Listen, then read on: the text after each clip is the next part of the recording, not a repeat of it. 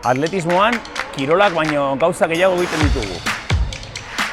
Eta azkeneko urteetan, KES metodoa erabiltzen dugu euskara sustatzeko. Igeriketan ere, euskararekin bat.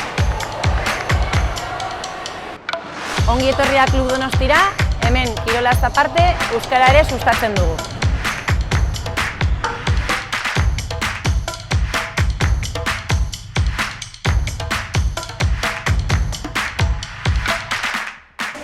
Tximeletan gimnasia arrindikoa euskaraz egiten dugu. Zuk zergatik ez?